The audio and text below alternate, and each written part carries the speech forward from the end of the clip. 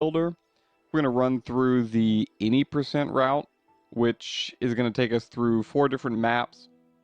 They're all going to have basically the same goals in mind, and we'll kind of see that on the first stage, and then things get a little bit more complex. I just want to say before we start the run, the game might soft lock, the game might hard lock. I'm going to be trying to do lots of things all at once, and I don't want it to reflect poorly on the game because it's like really meant to be a relaxing, chill time, and it's a lot of fun, and there's a lot of depth in the game if you play past the any percent. And it's also on Netflix. If you have Netflix, you can play this game as well. So just keep that in mind. If we kind of make the game run a little slower, jerky, that is not what you should expect if you decide to play this casually. But with that being said, we're going to start a new game file. The 80% route comes, always starts from a new file. So we're going to have to select our difficulty, and time is going to start once we get to that screen. But we will have to go through a little bit of a tutorial and stuff, but that's just because these all start on a new file. So with that being said, time is going to start whenever I close this introduction. So we'll get that in 3, 2, 1, go. Alright, so this is a little tutorial after we pick our difficulty setting. I'm going to click through these helpful hints. The main thing to know about the difficulty is the harder you make it, the more limited your resources are. And we need to use these resources, which are represented by all the little green leaves that are flying across the screen, to build all our buildings. And so on harder difficulties, you just have to kind of micro that a little bit more. And it's also possible to kind of soft lock yourself. And the game's really forgiving. It lets you go back, kind of micro things a little bit better. But it's not great for the speed run. All these maps are randomly generated, and each world or each stage will follow a similar pattern. So I always know where that tutorial bit's going to start. But now we get to the bulk of the initial stage. And the goal here is to clean up this desolate wasteland and bring some life back to it. So we have to create some sources of power. On this stage, it's going to be these windmills. We're going to use these toxic scrubbers to create a bit of land. We can then irrigate with these irrigators, and we get grass growing. And this is our first objective, to get that meter in the top left up to 100%. Once we do that, we will unlock the next phase of construction and building, which we will click through all that. And I'm trying to be really mindful of where I'm building everything. The final objective on each map is going to be to remove all the buildings we built. Oh, that's really unlucky. And this map, we need to get those things off with through the water. So I need to dig a couple extra channels here.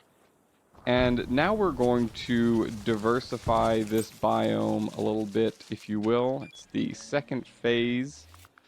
We're going to plant some flowers here. We're going to burn those flowers so we can plant some forests in their aftermath. Get some wetlands going. I tried to start that fire over there because it will burn anywhere there's a green square, so it's going to stop right there on that diagonal. It's really easy to burn up like the entire map, and then you have to go back and plant everything again. You can see my tracking up in the top left again.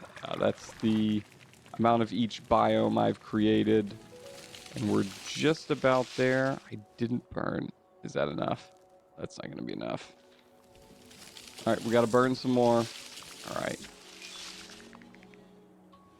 That will get us there pretty quickly once I can get another tree down. So this is going to be the end of the second phase. And after that, we are moving on to the final phase of the map, which is going to be to remove all of this man-made construction that we've added, along with we need to identify some different animals that should now be inhabiting this space. That is a big part of kind of where and how I'm building things, trying to create biomes that certain animals will come to. There are up to 6 animals on each map, but we only need to get 3 to do the any percent requirements. I built that little hovercraft, which is going to come around and suck up all the material we used. Put this down, and now we're going to scan for some animals. I know there's going to be deer in a field. I know there's going to be beaver by this lake or this river, and the turtles should be. Do we have some turtles? They like the flowers. There, we got 3 animals here. Speed up this hoverboat a bit, and we missed those. I think that should be everything. Ideally, you want this finishing up just as you're finishing up with the animals, but it's a big time loss if you don't get your biomes right and you can't get the easy animals. I wanted to make sure we had that done. And the boat can be a little finicky and likes to stop and think it doesn't have a path. I think this should grab everything. Once we have everything gone, we're going to be able to suck up the little hovercraft in our ship and make our way to the next map. So that's kind of the basics. You're going to see these objectives in every map. The 4th map gets a little bit more difficult. But the things that change are going to be the complexity of requirements to find the animals, for one, and then how we create power is going to be different, and the biomes and the complexity of creating those biomes is going to increase. And that's kind of the unique challenge on every map and every stage in this game. If you want to play past the any percent, it gets really in-depth. You can control the humidity and precipitation and all kinds of weather features in each map, and there's also kind of alternate objectives once you come back through and play them. But this is the bare bones to get to the continue screen and zoom out to the world map so we can continue on with the any percent run. And that was the River Valley. So we only did 40% of the first objective there. Now we're going to go to the Desolate Island. So once again, we're going to be using some wind turbines on this map. And you can only build those turbines on rock. And you can only have turbines so close to other turbines. Go ahead, fill this with water. So on this map, we're going to have to put rock out in the ocean so we can build more turbines. I really need this island. All right. I'm going to try to get away with only using about half of the map for the turbines, and we should probably be able to stretch it all the way across. And I'm going to need some more rock right there. All right, so we can get back with our toxic scrubbers. And the toxic scrubbers have the added benefit, now we're on a map with water, of they automatically clean the water, and that's all you have to do to water. That then counts as a habitable biome. Whereas on the land, you have to come back with the irrigators. And you can even see I've got an objective down here to clean enough water, which that is a bonus objective. It helps, but it's not required. Or I should say it unlocks a bonus building that is not required to beat the stage. We want this again up to 100%. Going to be cutting it close because we're not using all of the stage here. Going to fill in the gaps. Not quite. Okay, that's fine. We should be able to build one more. No, it's not going to do anything over there. All right, we got greedy. Didn't pay off. That's okay. There we go. That little bit of water there will get me. Now we've got a new set of objectives here. We're still going to make some wetlands. I want to put some by these rivers. Also, I need to burn some of this grass to raise the temperature. I need to be at least 20 Celsius to eventually grow some coral. And the game forces you to build 3 of those to unlock the desert biome unit, or building, I should say. But we needed to do more to get that 20 Celsius minimum. And we get a little more wetlands here and there. We're going to unlock another building that kind of increases the potency of the wetlands. We don't have to use as much room. All right, there we go. Now we've unlocked the monorail. And the monorail is how we're going to remove all of the buildings from this stage. We're going to go ahead and just build a pretty vast network. I can hold down the shift key. I'm playing with mouse and keyboard. I can hold down the shift key and it keeps me selected on one building. So it's kind of advantageous to go ahead and just start building all the monorails you think you will need. Now they're all flashing at me because they want me to use their ability, which that lets you move a building.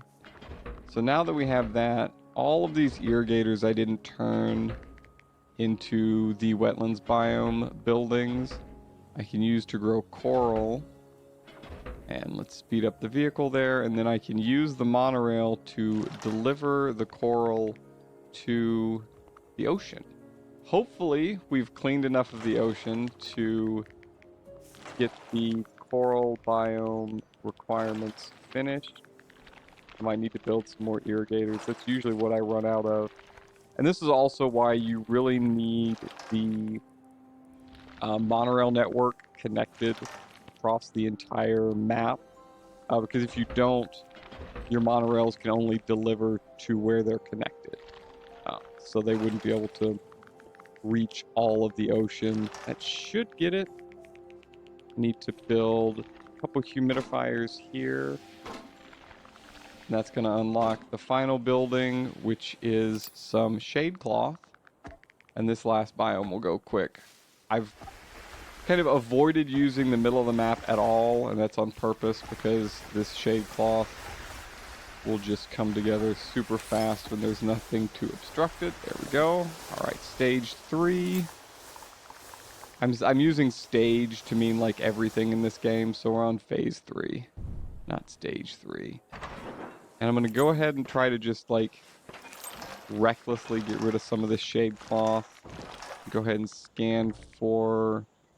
Where's my parrot? Nope. That didn't get built. I'm going to scan for my parrots. They need to be away from buildings. All right, well. Didn't quite get that one. But we'll come back and get it later. It can be nice to go ahead and knock that one off. But it's hard to get all of those buildings removed. This one can be pretty easy to remove everything. But you don't want to mess up your sequencing, or else you'll end up with one of these pylons standing out in the middle of nowhere that you can't access. Alright, turtles, they're going to be over here on this island. Let's get some whales, maybe out in the ocean. Oh, we got the whales first try, and then parrots. There we go, we got our 3 animals, we found them, and we can get the rest of these buildings. Make sure everything stays connected. The monorail will usually go in the order that it's placed, but that's not, you don't always want to rely on that. It's easy to get ahead of yourself, and that one's not going to reach. And then it's easy to like lose one of those little salvagers hanging out in the forest. So as long as your little trams are moving, you don't really have to get too far ahead of yourself. Alright, let's get that. Then this should be the last one if it lets me select. Alright. That should be stage 2. Coming right up. There we go. Stage 2 done. This stage is really tough when you're starting out, kind of learning the game if you're trying to run it because you want to make a big loop around the whole island, but you really got to leave as much. I really didn't need this. I didn't micro the bottom very much, so I had to extend up here to the top, but you can really leave like a third of this map completely untouched and still do the any percent objectives. All right, next stage is my favorite stage, and hopefully I will not be punished for saying that now. We're going to the volcanic glacier. Part of the reason why this is my favorite stage is you can pretty much use the same strat no matter the map generation. You just gotta you gotta do some things the same every time. So we're gonna explode these magma vents, being especially careful not to get rid of these black spots because that's the only place we're gonna be able to build trees at all. We need to get as much lava down into the water, and we need big spots down at the water. That's one of the keys, because everywhere lava hits water, it turns to stone automatically. And as long as we have enough stone in the water, we're gonna have a pretty easy time with this map. We can get our toxic scrubbers back out. We're using geothermal power here.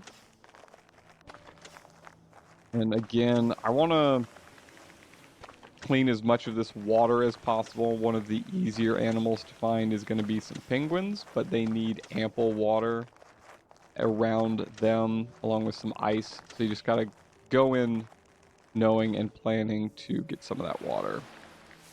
We're going to be extracting everything on the monorail again, and everywhere I have lava is eventually going to be stone. That's kind of how I'm planning what I'm building and where I'm building it. As long as it's near lava, I know I'm going to be able to easily build a monorail to it. We already see that monorail there. First, I need to burn some stuff and also start creating that stone. Now I need stone to set the field on fire. I need the field to be on fire to then build, or I should say plant trees. So we're kind of trying to min-max things here, so I don't have to plant too many trees, but I still have enough to complete the objective. I'm going to go ahead and build some tundra in between. Alright, that's enough for both. Fill that out again. Alright, and the third, we don't have enough rock. That's fine. Build more rock. The third biome is this lichen, which we're going to plant a lot more lichen than we need, because that was way overkill. Like the coral, we're going to use the monorail to plant the lichen in the ocean, and this is one of the reasons why you want all of this stone in the ocean, because it lets you really easily spread out. Is that too far away? Lets you easily spread out this lichen into to form the seaweed, and that, yeah, water is the real hard part here. First of all, on the third stage, I need to make some snow. I want some snow by the forest and some snow by the tundra. Let's go ahead and build the research station. And this one can get tricky with the animals, so we're just going to go ahead and make sure we don't have enough water there. We should have enough here, hopefully. Not enough water? Come on. These penguins are being stingy. Alright, they got their fresh water for the penguins. We should get owls. There we go. And then we should get the wolves. Need snow and forest? Alright. That was a lot easier than those animals tend to be.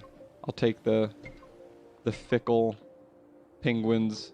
Alright, let's build some more monorail here. Since you have so much stone already, the monorail system ends up being pretty easy to connect. And we shouldn't have to use many of these salvagers to bring stuff close, but Really doesn't cost that much time to go ahead and throw some down near the monorail. Let's go ahead and speed that up. Start grabbing stuff from the furthest reaches. You can kind of see the outline here, just slowly making sure that what I place is going to grab everything. It's not going to get that one, so we need to bring it in. All right, what's the sequencing here? Okay, I think I can go there. I think we got it. That'll be a good cleanup. If that got everything, that'll be a really good cleanup. Oh, what is this? What is this? What are you doing? Let's see. I jinxed myself.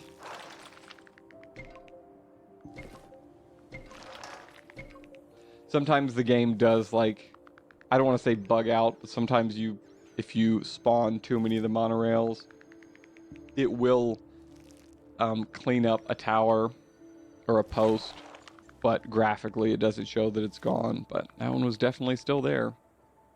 We should be done with this stage after... All right. On to the final stage. So that took about a little under 20 minutes, and the next stage is going to take about just under 20 minutes. So the bulk of the run is the final stage. We're going to have to do a little bit more legwork, and you'll see why once we spawn in and get that map generated.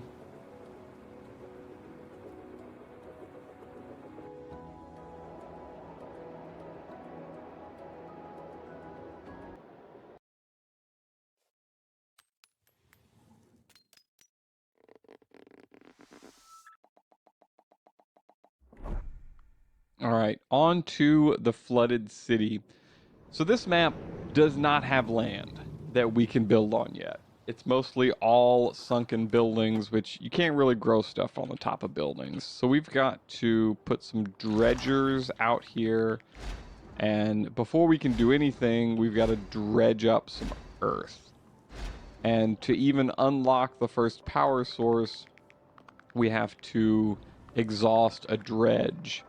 Now, each of these dredges can dig 3 times, but I don't want to close them off too much, so you might see me placing earth that's like really not adding much. But I have to clean up these dredges, and I can only use this boat. So I want to make sure... I do have the ability to kind of delete some land. All right, that one is spent. That one's going to give me the upgrade. All right. I have to clean up at least one spent dredge to unlock the power source, which we're going to be using like some tidal energy, I guess. It's like the power source you stick in the water. All right, there, we've unlocked it. So we can go ahead and start building these turbines as the boat can get really lost and jerky on this map because it's trying to read the path of where there is land, but you're like adding and subtracting land, so it takes a little bit of time, and it's really important that you multitask. So I'm like still building land while moving on to the next phase of purifying and irrigating that land. And see, right now it thinks it's stuck. I don't think it is stuck. No, there we go. Come on, little boat. I believe in you. We're probably going to have to build another dredge. I don't think we're going to get enough clean land off of this, but it's better to start like this. I also need to get rid of all of these previous skyscrapers. Yeah, let's put another dredge right there. Dig up some more land. I also want to create little pockets of water. I'm going to need to eventually build some mangroves, and so those mangroves can't be in like big open area. We do have the ability to place rocks again, so we're probably going to need to end up using some rocks to make smaller pools out of big open pools, but we will get to that. stage shortly. All right, we're at 87%. Probably need to... Did I have a dredge here? Yes. All right. Should be enough to unlock the next set of buildings. Ooh, we were at 103%. Let's go. I know I'm going to immediately need to make the world or this map a little bit hotter so I can build those mangroves. So I need to make sure we get that. Usually you want to try to build less buildings, or the least amount as it's reasonable. But in this stage, it actually hurts you to be conservative with your building, because part of this map is you're triggering an event, which you probably notice the screen is shaking. And so the event is being triggered based on like how much stuff you've added to the world. And so like I'm gonna be about, I need to spread out this forest. Yeah, so that's technically all I needed to do biome wise. So, oh, that's a big gap. I need to put another, I need to start digging some stuff up. So I don't need this land for the sake of land, but I need to dig more stuff up to trigger more instability in the geological survey. So we're going to just keep, where else can I put one? And lots of stuff does that. The dredges will have the biggest impact, like short-term impact. But these little rock things will as well. Sometimes, yeah, there we go. Sometimes it takes a little bit to catch up. So now we've triggered the next event. So normally at this stage we would be cleaning up and we'd be leaving. But a bunch of nuclear waste is going to come up from underground. We kind of like created an earthquake or something. So we've unlocked some new buildings and we need to pump out this radiation, but you can't build in the radiation. And we need to cover up these toxic piles. So we need to use these radiation cleansers, use these power poles to then extend into the radiation slowly until we get to a point to where we can cap the source of radiation. And these can get a little tricky because you can only build the radiation cleansers on rock or on, I just don't have a place. There's no power. All right, I need to turn this into water so I can turn this into rock so I can extend the power so I can power one of these. And that's the difficulty you run into, is you have to have rock or a building top, and so if you just have land, it doesn't really work. Now we need to make a few more of these mangroves, kind of fix some of the damage the radiation did. Now we're finally on to the last stage, and there is an extra bit. Since this is the final stage, we're going to leave the planet entirely. So what we want to do first is we want to collect seeds from all the biomes in all the maps where we had been to. So that is what this is doing. We're going to send up a balloon, and we'll check on that later. But we also need to start building a rocket, and this is going to be this gets a little bit hectic, and the game can kind of talk back here if I try to go too quickly. So I don't want to hard lock the game. I'm not going to multitask too much, but I'm going to start cleaning up in certain areas. I'm going to keep building this rocket, and then I'm going to try to go, let's see, pandas. There. Hogs are going to be there. I don't know if I have big enough field for these. I might have to plant oh, nope, there we go. We got our 3 animals.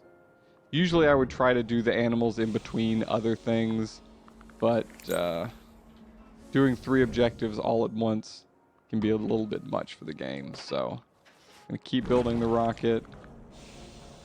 And at the same time, we're going to try to extract everything we used. And this map, we did a lot. So it's easy to leave behind like 1 or 2 things, or to not be really careful with how close together everything is. And all the while, I can't accidentally suck up the thing that sent my seed, the seed balloon out. That is the one way I know to soft lock the game if I were doing it on purpose, because the game expects that building to be there, and if it's not, even if you rebuild it, it doesn't always like to cooperate. But we got a good setup here. We're getting close on the rocket. We've got, as long as we're keeping our now flying buggy occupied, we're doing well. It is lagging a little bit. All right. Oh, I accidentally got rid of the seed vault. We should be fine. So I had a spot for power. All right.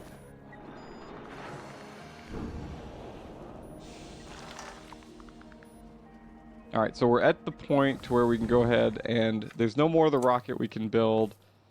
So now I'm going to go and try to collect seeds. You can see in that biome scan how much of a biome presence there is. And then we're clicking this button to collect seeds.